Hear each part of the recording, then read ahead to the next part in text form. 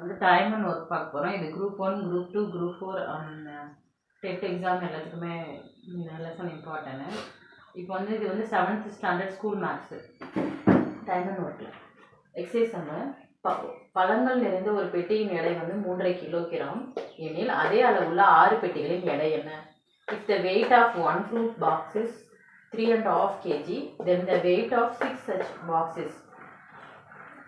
இப்போ வந்து ஒரு பெட்டி ஒரு பல ஃப்ரூட்ஸ் இருக்கா, அந்த பெட்டியோட எடை வந்து 3.5 கிலோ வெயிட்டு. அதே மாதிரி 6 பெட்டியோட எடை எவ்வளவு, வெயிட் எவ்வளவுன்னு கேட்குறாங்க. இப்போ கிவன் என்ன, பாக்ஸ் கொடுத்துருக்காங்க, அதாவது பெட்டி. இன்னொன்று என்ன கொடுத்துருக்காங்கன்னா வெயிட்,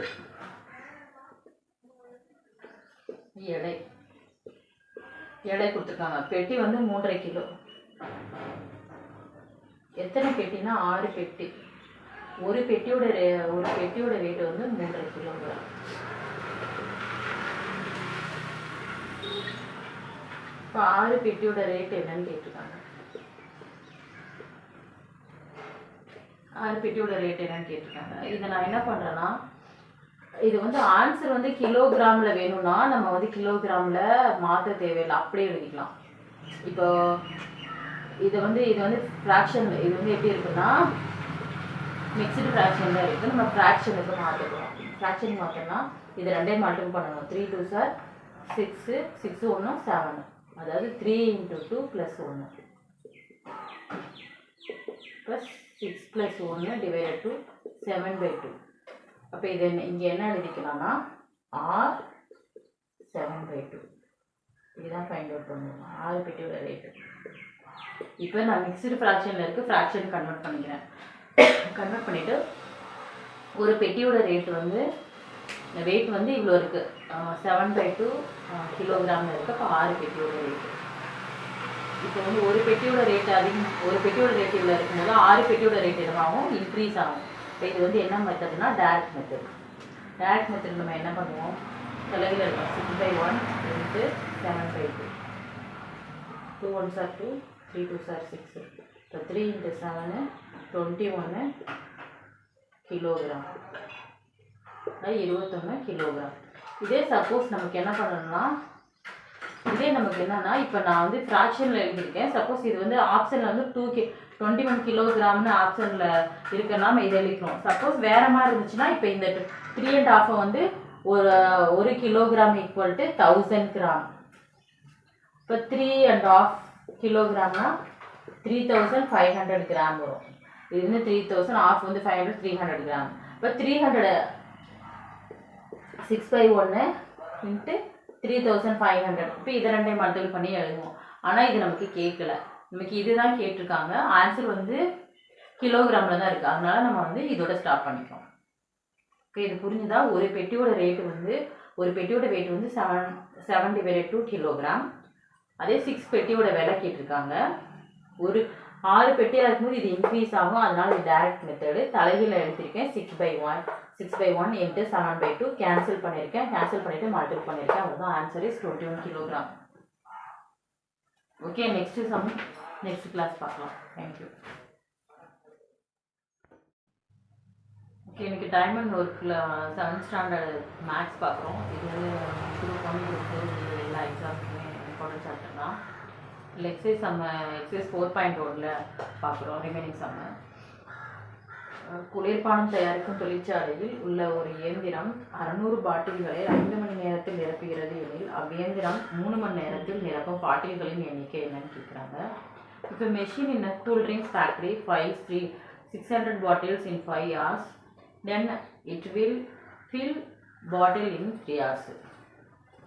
600 பாட்டில் வந்து 5 ஹவர்ஸில் நிரப்புறாங்க. அப்படின்னா 3 ஹவர்ஸில் எத்தனை பாட்டில் நிரப்புவாங்கன்னு கேட்குறாங்க, கூல் ட்ரிங்க்ஸ் பாட்டில்ஸ். ஓகேவா? அப்போ சொல்யூஷனு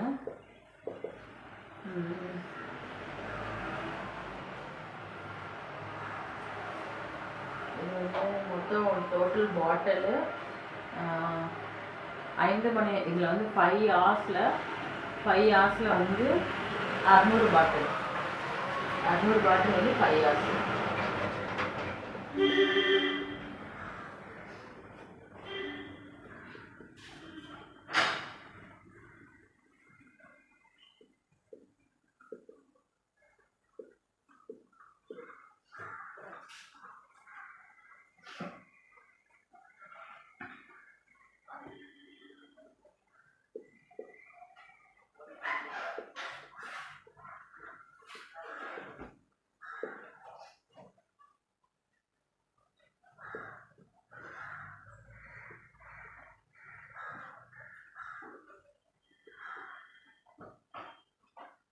ஓகேவா? இப்போ வந்து பாட்டில் வந்து 5 ஹவர்ஸில் வந்து 600 பாட்டில், 3 ஹவர்ஸில் எவ்வளோன்னு கேட்குறாங்க.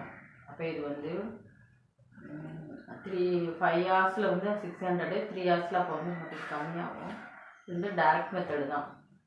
இது எப்படி எழுதுனா 3/5 × 600. இப்போ கேன்சல் பண்ணால் 5 1s are 5, 1 5s are 5, remaining 1, 2 5s are 10, 0. 0, 3 2s are 6, 320. அப்போ எவ்வளோ பாட்டில்ஸு 360 பாட்டில் வந்து ப்ரிப்பேர் பண்ணுறாங்க. ஓகேவா? இப்போ 5 ஹவர்ஸில் 600 பாட்டில், 3 ஹவர்ஸில் எவ்வளோன்னு கேட்குறாங்க. இது வந்து நம்ம வந்து டைரக்ட் மெத்தடு தான். டைரக்ட் மெத்தடில் என்ன பண்ணுவோம், தலைகீழ எழுதுவோம். 3/5 × 600 கேன்சல் பண்ணானா 3600 பாட்டில்ஸ். Okay, thank you.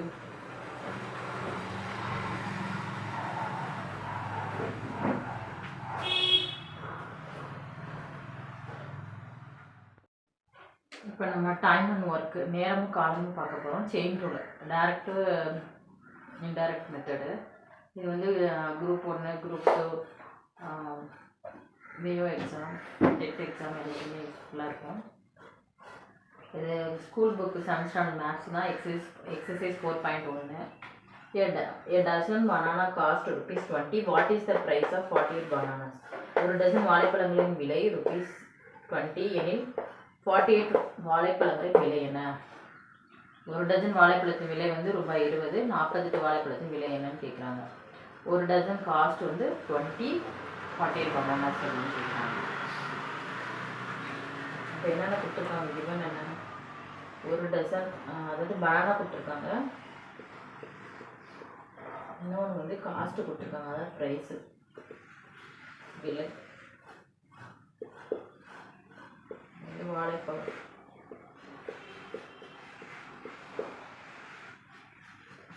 இப்போ வந்து வாழைப்பழம் ஒரு டசன் கொடுத்துருக்காங்க. ஒரு டசன்னா எத்தனை? ஒரு டசன்னா 12 வாழைப்பழம் இருக்கும். நம்ம ஒன்றுன்னு ஒரு பனானோட ரேட்டு 20 நம்ம எழுதிடக்கூடாது. ஒரு டசன்னா ஒரு டசனில் வந்து எவ்வளோ பனானாஸ் இருக்குமா, 12 இருக்கும். இப்போ 12, ஒரு டசன்னா 12 பனானாவில் வந்து ₹20. இப்போ 48 பனானாஸில் எவ்வளோ ரேட்டு அப்படின்னு கேட்டிருக்காங்க. ஒரு டசன் பனானா வந்து 20, 48. இது வந்து டைரெக்டாக வந்து இது வந்து டசன் கொடுக்கல, இது 48 எடுத்துட்டு வாழைப்பழத்தின் விலை என்னன்னு தான் கேட்டிருக்காங்க. இதுக்கு தான் நமக்கு என்னென்ன கேட்டிருக்காங்க, நான் ஒரு டசன் கொடுத்துருக்காங்க. ஒரு டசனை என்ன பண்ணுறோம், நம்ம வாழைப்பழத்தெலாம் கன்வெர்ட் பண்ணிக்கிறோம். ஒரு டசன் ஈக்குவல் டு 12 ஈக்குவல், ஒரு டசனாகவே அதில் 12 இருக்கும். 12 பனானா ரேட்டு 20, 48க்கு வந்து எவ்வளோன்னு ஃபைண்ட் அவுட் பண்ணணும். இப்போ இது வந்து 12க்கு வந்து 20னா 48க்கு இன்க்ரீஸ் தான் ஆகும். இப்போ டைரக்ட் மெத்தடு தலைகீழ எழுதணும்.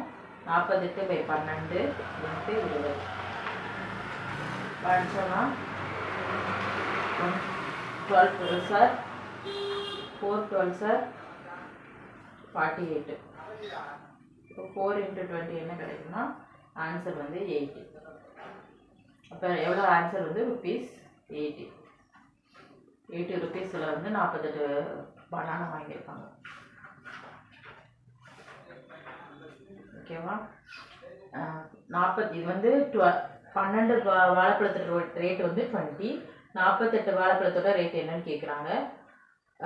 12க்கு 20னா அப்போ 48 வந்து இன்க்ரீஸ் ஆகுது. பனானா இன்க்ரீஸ் ஆகும்போது அதோட ரேட்டும் இன்க்ரீஸ் ஆகும். அப்போ ஸோ இது வந்து டைரக்ட் மெத்தடு, நேர்மாறு.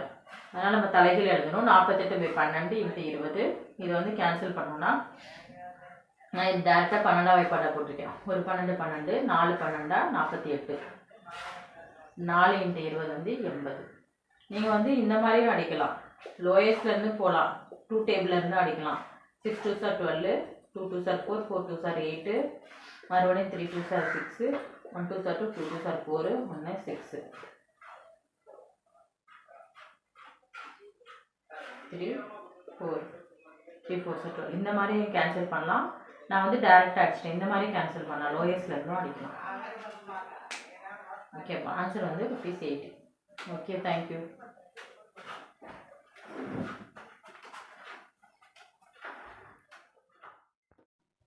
ஓகே, நம்ம இன்னைக்கு வந்து டைம் அண்ட் ஒர்க்கு, நேரமும் காலமும் செயின் ரூல் பார்க்க போகிறோம். இது வந்து குரூப் 1 குரூப் 2 விஓ எக்ஸாம்க்கு இருக்குது. 7th standard maths school maths தான் பார்க்குறோம். எக்ஸசைஸ் வந்து 4.1. ஒரு மாயாஜால காட்சியை கண்டுகளிக்க 21 மாணவர்கள் ₹840 நுழைவு கட்டணமாக செலுத்தப்பட்டது. ₹1680 நுழைவு கட்டணமாக செலுத்தினால் எத்தனை மாணவர்கள் அக்காட்சியை காண முடியும்? A group of 21 students paid ₹840 as the entry fee for a magic show. How many students entered the magic show? Is the total amount paid was 1680. அதாவது ஒரு மேஜிக் ஷோ நடத்துகிறாங்க. அதில் வந்து 21 ஸ்டூடெண்ட்டுக்கு வந்து 840 நுழைவு கட்டணமாக என்ட்ரன்ஸ் ஃபீஸ் வாங்குறாங்க. அப்படிங்கும்போது மொத்தமாக வந்து நெக்ஸ்ட் வந்து 1680 வாங்கிறாங்க. அப்போ எவ்வளோ ஸ்டூடெண்ட் வந்து ஸ்டூடெண்ட்டுக்கு என்ட்ரி ஃபீ இவ்வளோ வாங்கியிருப்பாங்கன்னு கண்டுபிடிக்கணும். ஸ்டூடெண்ட் நம்ம எத்தனை ஸ்டூடெண்ட்டு கண்டுபிடிக்கணும். இப்போ கிவன் என்னென்னா ஸ்டூடெண்ட்டு கொடுத்துருக்காங்க. இந்த சைடு என்னென்னா என்ட்ரி ஃபீ கொடுத்துருக்காங்க. மாணவர்கள் இது வந்து என்ட்ரி ஃபீ நுழைவு கட்டணம்.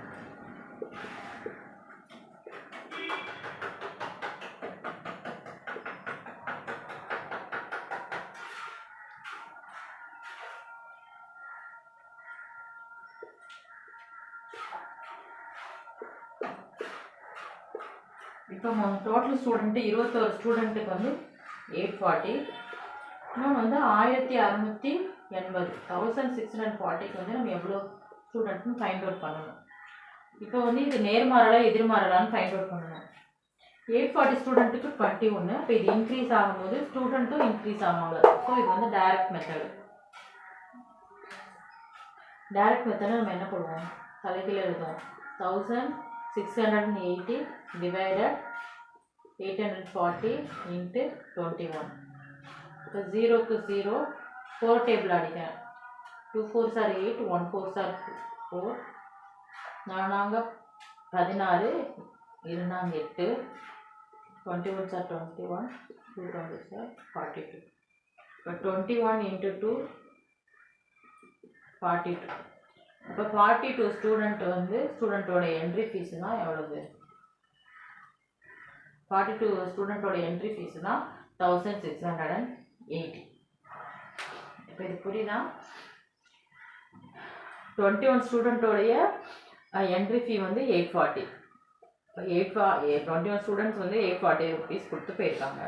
இப்போ 1640 ஸ்டூடெண்ட்ஸ் வந்து எத்தனை ஸ்டூடெண்ட்ஸ் போயிருப்பாங்க, இவ்வளோ அமௌண்ட்டு நெக்ஸ்ட்டு பே பண்ணியிருக்காங்க. இப்போ இவ்வளோ எத்தனை ஸ்டூடெண்ட்ஸ் போயிருக்காங்கன்னு கேட்டிருக்காங்க. நம்ம கிவன் எழுதியிருக்கோம். ஸ்டூடெண்ட்டு இது என்ட்ரி ஃபீ, ஸ்டூடெண்ட் எழுதிட்டு என்ட்ரி ஃபீ எழுதிட்டு இது வந்து 840 ஸ்டூடெண்ட்ஸ் ஒரு 840னா இப்போ இது வந்து அமௌண்ட் அதிகமாக இருக்குது. அமௌண்ட்டாக கொடுத்துருக்காங்க. இப்போ அமௌண்ட் அதிகமாகும் போது ஸ்டூடெண்ட்ஸோட எண்ணிக்கையும் அதிகமாகும். ஸோ இது வந்து டைரக்ட் மெத்தட். டைரக்ட் மெத்தட் என்ன பண்ணுவோம், தலைகீழ எழுதுவோம். 1680 840 இதை நான் கேன்சல் பண்ணியிருக்கேன்.